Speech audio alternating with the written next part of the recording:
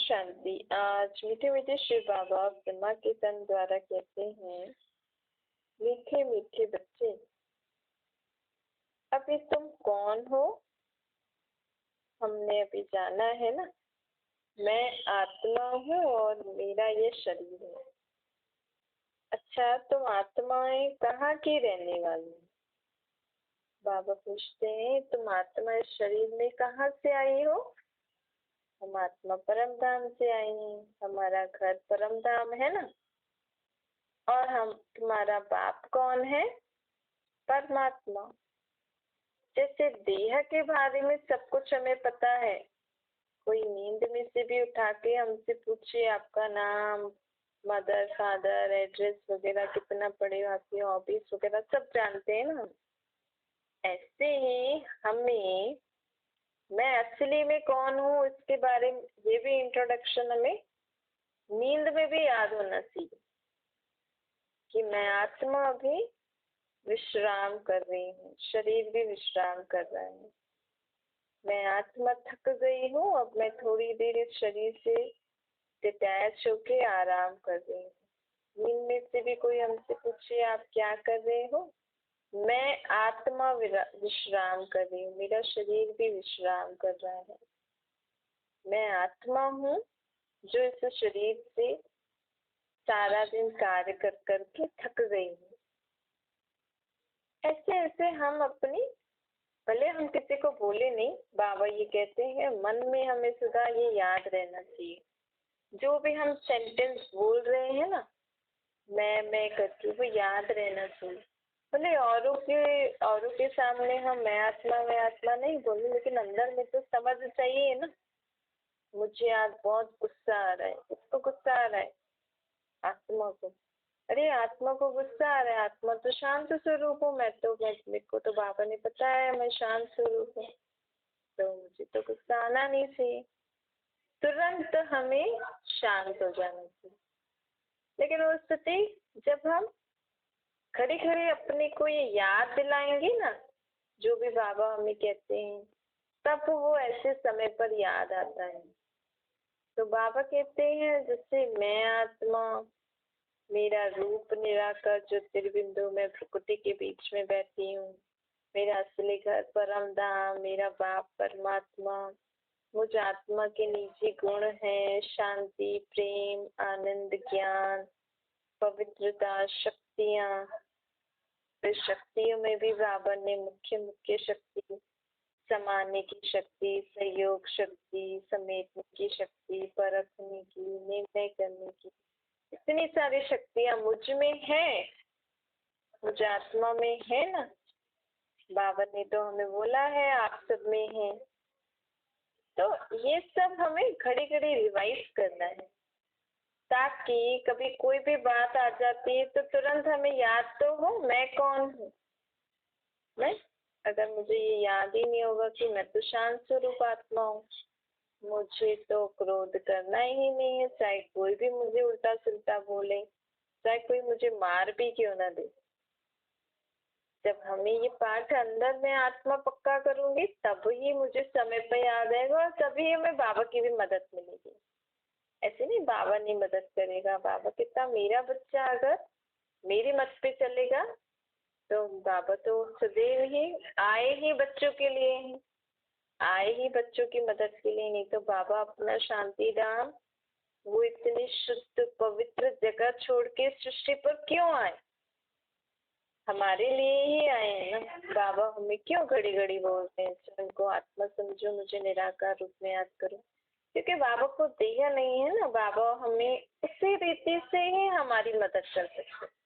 अगर हम body conscious होंगे, देहभान में होंगे और कोई परिस्थिति आ गई और मैं घड़ी घड़ी बाबा को याद कर रही हूँ, तो बाबा मेरी मदद करना चाह रहे हैं, लेकिन कनेक्शन नहीं बैठ रहा क्योंकि मैं बॉडी कॉन्शियस हूँ।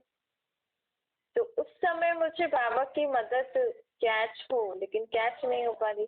लेकिन अगर मैं समय समय पर स्वयं को चार्ज करती रहूंगी, ऐसे बार बार स्मृति में लाती रहूंगी बाबा से कनेक्ट होके, जब नॉर्मल टाइम होता है, कुछ ऐसी बात नहीं होती, तो वो शक्ति फिर मेरी उस समय काम में आती।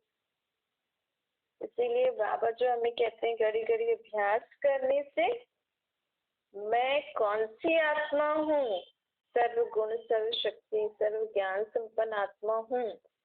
तो फिर उस समय मेरे ये स्वरूप में आपे ही मेरी वो शक्तियाँ गुण जो मैंने बाबा को याद करके अपने अंदर भरी है, क्योंकि असल में तो मैं हूँ, पर बाबा ने हमें बताया ना आपके आत्मा रूपी दीपक में अब गृत थोड़ा सा ही है, और गृत है ही ये गुण शक्तियाँ।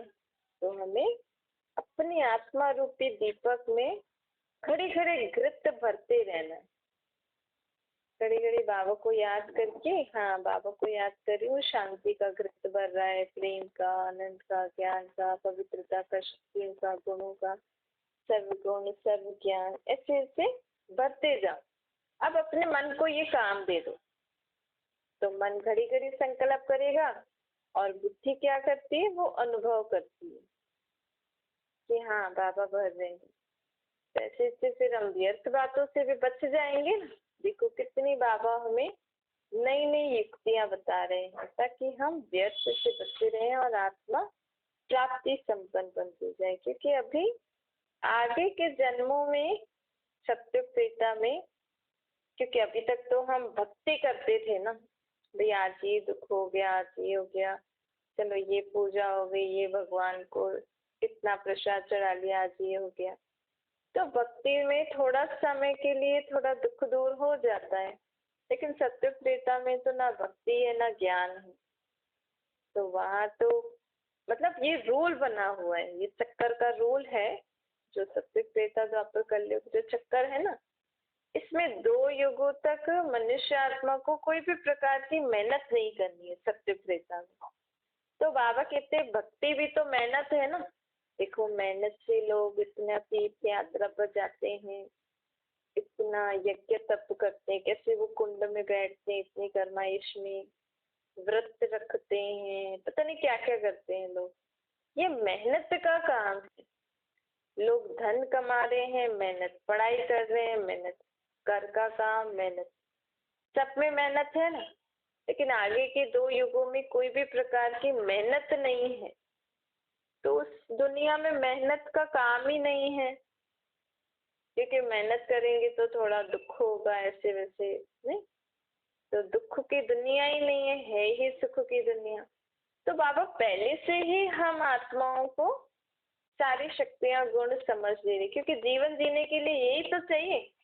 लोग सोचते हैं कि जीवन जीने के लिए अच्छा पढ़ना चाहिए, अच्छा घर हो, अच्छा बिजनेस हो, ये वो, लेकिन पहले तो आपकी आत्मा में शक्ति ज्ञान गुण तो हो।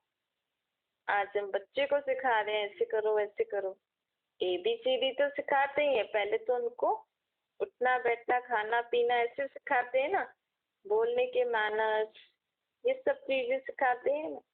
उसमें शक्ति नहीं है, उसकी आत्मा में शक्ति नहीं है कि वो रोज उठ के स्कूल जाए, ऐसे करे, तो कहाँ से स्कूल जाएगा।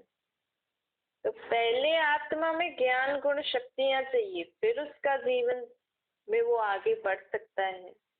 जो हम सुबह सुबह को लोग प्रेयर करते हैं, भक्ति आदि करते हैं, उससे आत्मा में थोड़ी बहुत शक्ति बढ़ती है, समझ बढ़ती है। फिर दिन खत्म हुआ, फिर दूसरे दिन शुरू हो जाते हैं, फिर तीसरे दिन। लेकिन सत्युग त्रेता में ऐसा नहीं होगा।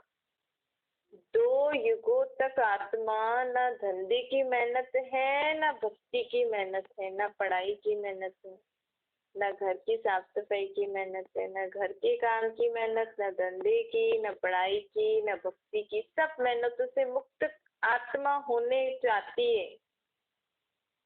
उसके लिए पहले आत्मा को स्वयं संपन्न बनना पड़ेगा। खुद में इतनी शक्ति ज्ञान गुण होने चाहिए ताकि उसका जीवन मेहनत मुक्त हो। यहाँ पे भी हम कभी कभी देखते हैं ना, कई कई आत्माओं को बैठे बैठे सब कुछ मिल रहा है, खाने की भी मेहनत नहीं, खिलाने वाले भी और होते हैं ना। तो ये उनका भाग्य, उन्होंने पिछले जन्मों में ऐसे अच्छे कर्म किए, तो पिछले जन्मों में कब उनको इतनी प्राप्ति उन्होंने कैसे की। यही संगम युग है जब हम आत्माओं को इतनी प्राप्ति परमात्मा से हमें प्राप्ति करनी है।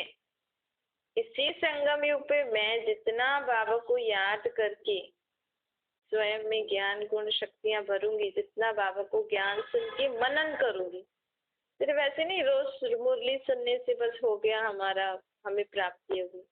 फिर इसको मनन भी करना है, इसके बारे में घड़ी घड़ी विचार भी करना है, कैसे मैं आत्मा में, बाबा हमें ज्ञान बताते हैं आत्मा परमात्मा सृष्टि चक्कर का, तो इसको जितना हम मनन करेंगे अर्थात रिवाइज करेंगे, उतना हमारी आत्माएं प्राप्ति स्वरूप हो जाएंगी, उतना फिर हमारे आगे के जन्मों में मेहनत मुक्त वाला जीवन होगा।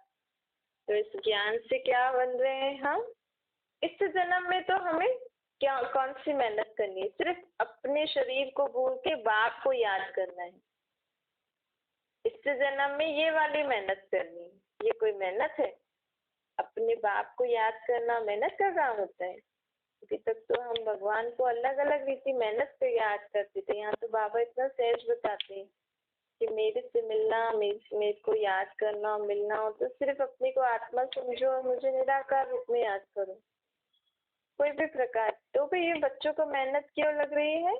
क्योंकि यहाँ बाबा दिखते नहीं है और हमारी द्वापर युग से आदत पड़ी हुई है, जब तक सामने मूर्ति न हो, ग्रंथ शास्त्र न हो, मालाएं न हो, तब तक भगवान को कैसे याद करें? अगर हम बैठे ऐसे से बाबा से याद करेंगे, बाबा से बातें करेंगे तो लोग पूछेंगे ना क्या कर रहे हो, तो हम बोलेंगे हम बाबा को भगवान को याद कर रहे हैं, भगवान से मिलन मना रहे हैं।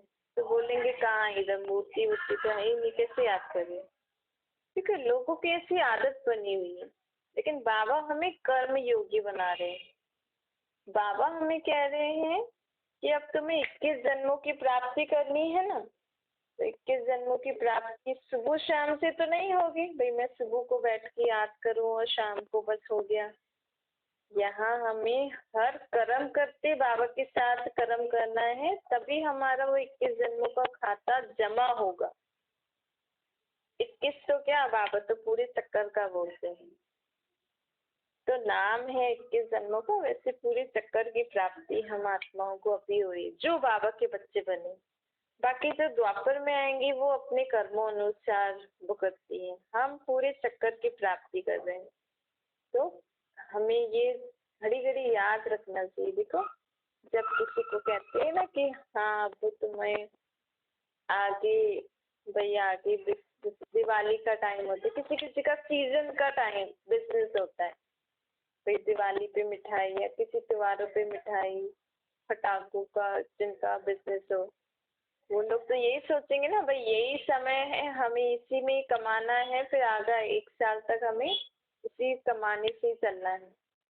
ऐसे ही बाप तो उनको कितना अलर्ट हो जाते, रात को नींद भी नहीं करते, नहीं हमें तो अच्छा सा बिजनेस करना है, बस 1 महीना से बिजनेस करेंगे फिर बैठ के खाएंगे आराम से। ऐसे ही हमारा भी अभी यही बाबा कहते तुम आत्माओं का भी यही पाठ चल रहा है। अब जितना मुझे याद करोगे, ज्ञान का मनन करोगे, मेरे से गुण शक्तियां लोगे, तो आगे सोचो पूरा कल्प 5000 साल हम मेहनत से मुक्त, द्वापर से होती है लेकिन इतनी नहीं होती। देखो उसका एग्जाम्पल अभी आप स्वयं को देख लो, बाकी लोग जितना मेहनत कर रहे हैं, जितना टेंशन में है, दुनिया में क्या क्या हो रहा है, उससे तो आप छूटे हो ना, इतने पैसे वाले दुख से तो आप छूटे हो, कम से कम आपके पास दाल रोटी तो खाने को है ना, लोगों के पास तो वो भी नहीं है। कैसे? हमने पिछले 5000 साल पहले भी जब बाबा आए थे ना, तो बाबा को याद करके इतनी प्राप्ति की, वो अभी कलयुग अंत तक हमारा चल रहा है, अब फिर से हम प्राप्ति कर रहे हैं। ये आत्मा के भाग्य की निशानी होती है। आत्मा ने जो परमात्मा से सच्ची प्रीति रख के जो प्राप्ति की है ना, उसकी निशानी होती है हमारे जीवन में सुख शांति और खुशी होती है। पर अभी जीवन में हमारे इतनी खुशियां सुख शांति नहीं है, लेकिन सत्युग में बहुत थी। तो हम तो लास्ट जन्म में तो फिर कमी तो हो गई है ना, तभी तो हमें फिर से बाबा को याद करके भरना है ना। तो ऐसी ऐसी बातों को विचार करो, और अब इस जीवन में तो हमें जीना ही है, बाबा को छोड़ने को नहीं कह रहे। बाबा नहीं कह रहे कि आप कहीं जाओ नहीं, संबंध नहीं निभाओ, कुछ कमाओ नहीं, खाओ नहीं, पियो नहीं, नहीं सब कुछ करो, लेकिन अब इस जीवन में हमें कोई एक्स्ट्रा इच्छाएं नहीं रखनी है। जैसे कलयुगी दुनिया लोगों की और इच्छाएं है ना, ज्यादा झंझट में नहीं जाना है, ज्यादा ज्यादा झंझट दुख परेशानी वाली ऐसा कोई काम नहीं करना है कि जिन कामों में ही हम फंस जाएं, बाबा को याद ही नहीं करें, तो फिर आगे के जन्म के लिए कैसे प्राप्ति करोगे। जैसे लोग भक्ति में प्राप्ति करते थे लेकिन उसका फल थोड़ा समय के लिए, लेकिन यहाँ डायरेक्ट भगवान को हम निराकार रूप में याद करके स्वयं को आत्मा समझ के प्राप्ति कर रहे हैं। ये अभी डायरेक्ट का पाठ चल रहा है, भक्ति मार्ग इनडायरेक्ट वे है। ईश्वर अर्थ दान कर लिया या कुछ अच्छा काम कर लिया या कुछ अच्छी पूजा करा ली, भगवान को ये चढ़ा दिया वो चढ़ा दिया, वो इनडायरेक्ट होता है। या किसी गुरु को दे दिया, कई लोगों के अपने गुरु भी होते हैं, उनको दे दिया, देवी देवताओं को चढ़ा दिया, वो हम डायरेक्ट भगवान को नहीं दे रहे, वो इनडायरेक्ट है। हम कृष्ण देवता कृष्ण के नाम का कुछ चढ़ाएंगे लेकिन वो कृष्ण के जरिए बाबा तक जाता है। हम किसी गुरु को कुछ देंगे तो वो उस गुरु के जरिए परमात्मा तक जाता है, जाता बाबा के पास ही है।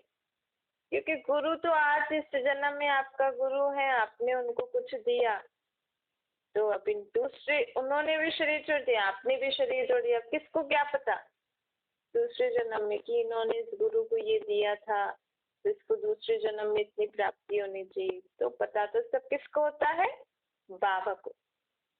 क्योंकि परमात्मा इसीलिए तो शरीर नहीं लेते, अगर बाबा भी शरीर ले लें तो लोग इस जन्म में इतना सब कुछ दान पुण्य कर रहे हैं, शरीर छोड़ते किसको क्या पता, अरे गया तो गया, फिर उसको दूसरा जन्म किस हिसाब से मिलेगा, कौन डिसाइड करेगा, ये बाबा ही डिसाइड करते हैं ना। हाँ भाई साथ वो तो अपना लेप शेप चढ़ जाता है ना आत्मा पे, तो लेकिन बाबा ऑब्जर्व तो करते ही है ना, हाँ इस बच्चे ने इतना किया, इसकी आत्मा में इतना चढ़ा है तो अभी इसको दूसरे जन्म में इतना मिलना चाहिए। बाबा टेक केयर करते हैं आत्मा का जैसे जैसे लेप शेप चढ़ता है। इसीलिए तो परमात्मा शरीर नहीं लेते, जन्म मरण के चक्कर में नहीं लेते, नहीं तो दुनिया कैसे चलेगी। दुनिया भी एक परिवार है ना। आज हमारे बच्चे इतना, आपके घर में समझो 2 हैं 3 हैं 4 बच्चे, कौन अच्छा काम कर रहा है कौन नहीं कर रहा है, कौन ऑब्जर्व करता है, पेरेंट्स ही तो ऑब्जर्व करते हैं ना, उसी ने सारे बच्चों को प्राप्ति कराते हैं ना। कोई बच्चा पढ़ ही नहीं रहा है, उल्टे सीधे काम कर रहा है, तो उसको आप उस रीति से हैंडल करोगे, उस रीति से उसको चीजें दोगे। जो अच्छा पढ़ रहा है, अच्छा अपना आगे बढ़ रहा है, फिर आप उसको उस रीति से मदद करोगे। ऐसे परमात्मा की विश्व की सर्व आत्माएं बच्चे हैं, तो बाबा को सबका ध्यान रखना पड़ता है। वो सिर्फ बाबा ऐसे एक एक को देखते नहीं है, वो तो जिस जिस आत्मा का जो लेप शेप है उस अनुसार चलता रहता है, ऑटोमेटिकली मशीनरी है। पर फिर भी बाबा होते तो हैं ध्यान रखने के लिए। तो बाबा कहते हैं अब समय को पहचानो, ऐसे ही नहीं सिर्फ हाँ सुन लिया बाकी सत्संगों जैसा ये ज्ञान नहीं है, ये ज्ञान डायरेक्ट प्राप्ति कराने का ज्ञान है। इस ज्ञान को घड़ी घड़ी हमें विचार करना है कि इस ज्ञान के विचार से मेरी कमाई हो रही है, बाबा को याद करने से मेरी आत्मा में ज्ञान गुण शक्तियां भरते जा रहे हैं, जिससे मेरे आगे के जन्म निर्विघ्न हो, खुशियों वाले होंगे, मेहनत मुक्त वाले होंगे, मुझे कोई प्रकार की मेहनत नहीं। बाबा कहते चलो सत्य के 8 जन्म, त्रेता के 12, लेकिन फिर भी द्वापर कलयुग में भी हमारे जीवन में इतनी मेहनत नहीं होती जितनी और लोग इधर उधर भुगतते हैं। क्योंकि बाकी धर्म वाले ना अपने धर्म स्थापकों के थ्रू उनको प्राप्ति होती है, बाकी कोई भी धर्म वाले जो हैं, यहाँ तक कि भारतवासी जो आदि सनातन देवी देवता धर्म वाली आत्माएं भी, उनको भी अभी बाबा का परिचय मिल रहा है ना, लेकिन उनमें भी कोटों में कोई में भी कोई समझता है, सुनता है, धारण करके चलता है। हम स्वयं को ही देखें, हम कितना भगवान को अब निराकार रूप में याद करते हैं। जब भी भगवान शब्द आता है तब निराकार आता है बुद्धि में कि वो मेरे बाप है। तो जितना आत्मा परमात्मा की इस रीति संपर्क में आएगी, इस रीति उनको जानेगी, पहचानेगी, उनके संग में रहेगी, उतना आत्मा, बाबा कहते हैं, उतना उस आत्मा को मेरे सर्व खजाने प्राप्त हो जाते हैं। मेरे लिए कोई बच्चा ज्यादा या कोई धर्म का बच्चा अच्छा है या कोई धर्म का नहीं, मेरे लिए सब आत्माएं मेरे बच्चे हैं। लेकिन मेरे द्वारा प्राप्ति उन्हीं आत्माओं को होती है डायरेक्ट, किनको? जो मुझे निराकार रूप में याद करते हैं। तो अभी अगर मुझे आत्मा को परमात्मा भगवान से डायरेक्ट संबंध जोड़ना है तो स्वयं को आत्मा समझो, परमात्मा को निराकार रूप में याद करो। कृष्ण, राधे, राम, सीता, हनुमान, इसके जरिए याद करोगे फिर इनडायरेक्ट हो जाएगा। तो बाबा कहते हैं ये है डायरेक्ट प्राप्ति करने का समय। आगे का जीवन हमारा मेहनत मुक्त हो, उसके लिए हमें अभी ही प्राप्ति करनी है। तो प्राप्ति कराने वाला बाप हर 5000 साल में एक बार आत्माओं को इसी रीति प्राप्ति कराते हैं। तो बाबा कहते हैं आप बच्चे भी समय को पहचानो। मीठे मीठे छुपीले से बच्चों प्रति माता पिता बाप दादा का याद प्यार और गुड मॉर्निंग। रूहानी बाप की हम सभी रूहानी बच्चों को नमस्ते। हमारे भी रूहानी माता पिता बाप दादा को याद प्यार गुड मॉर्निंग और नमस्ते। वरदान है अपनी संपूर्ण स्टेज द्वारा सर्व प्रकार की अधीनता को समाप्त करने वाले, प्रकृति को जीतने वाले बनो। बाबा कहते हैं जब आप अपनी संपूर्ण स्टेज पर स्थित होंगे ना तो आप प्रकृति पर भी विजय प्राप्त कर सकते हैं। प्रकृति पर विजय अर्थात हमारे शरीर में कुछ भी ऐसा हो रहा है, कहीं भी दर्द हो रहा है तो कई बार हम बहुत दुखी परेशान हो जाते हैं, कर्म नहीं कर पाते। तो कहीं ये प्रकृति तो है ना हमारा शरीर, लेकिन जितना जितना मुझे आत्मा में शक्ति बढ़ती जाती है ना तो उस शक्ति से हम अपनी इस प्रकृति को भी चला सकते हैं। उस समय भी जब हम बहुत बीमार होते हैं तो वो कब आती है हमारे अंदर? जैसे जैसे हम परमात्मा को अच्छे से याद करते जाएंगे तो हमारी ऐसी भी स्टेज आ जाती है, बल्कि किसी शरीर के अंग में दर्द हो रहा है लेकिन मैं आत्मिक, क्योंकि जब हम आत्मिक स्टेज पर स्थित होकर कर्म करते हैं उस समय हमें देहभान नहीं रहता है। तो शरीर में दर्द हो रहा है नहीं हो रहा है उससे भी परे हो जाते हैं, लेकिन कर्म करते रहते हैं। तो बाबा कहते हैं अधिकार का अनुभव होगा कि जैसे तो मैं आत्मा इस शरीर पर, शरीर से काम करा रही हूँ, मुझे इस पर पूरा अधिकार है, तो इसको अधिकार के रूप में मैं इससे काम लेती हूँ। संपूर्ण स्टेज में किसी भी प्रकार की अधीनता नहीं रहती है। ऐसी संपूर्ण स्टेज बनाने के लिए हमें 3 बातें याद रखनी है, अपने अंदर धारण करनी है। एक तो रूहानियत, मैं आत्मा हूँ। दूसरा रूहाब, मैं आत्मा किसका बच्चा हूँ। दूसरा रहम दिल का गुण होना चाहिए। जब हमें किसी के प्रति भी कोई घृणा भाव नहीं हो, नफरत भाव नहीं हो, सर्व के प्रति रहम दिल, चाहे कोई कितना भी गलत काम कर रहा हो फिर भी उस आत्मा के प्रति हमारे मन में रहम की भावना आए, तब हम आत्माएं अपनी इस प्रकृति पर पूरे अधिकार से इसको चला सकते हैं। जब ये तीनों बातें प्रत्यक्ष रूप में है, स्थिति में है, चेहरे व कर्म में दिखाई दें, तब कहेंगे अधिकारी व प्रकृति को जीतने वाली आत्मा। स्लोगन है श्रीमत की लगाम मजबूत है तो मन रूपी घोड़ा भाग नहीं सकता है। अब मन देखो, आप कभी नोट करना, 1 सेकंड में हमारा मन कितने संकल्प कर लेता है। और संकल्प किया मतलब जिसके भी बारे में संकल्प किया, जैसे तो आप वहां पहुंच गए मन द्वारा, मन और बुद्धि द्वारा, क्योंकि मन में आएगा तो बुद्धि को खींच के ले जाती है ना मन। तो हमें मन को श्रीमत की लगाम में टाइट करना है।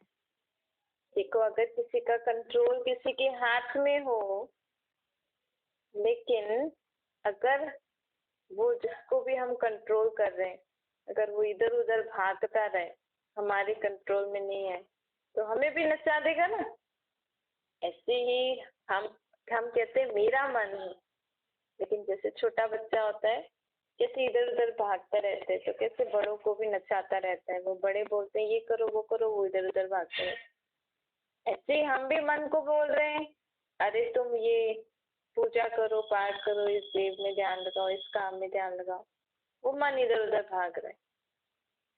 तो मन रूपी घोड़े को हमें श्रीमत रूपी लगाम से उसको पकड़ के रखना है। अर्थात मन को काम दे दो कि अब इस समय तुम्हें इसी में ही विचार कर, यही विचार करना।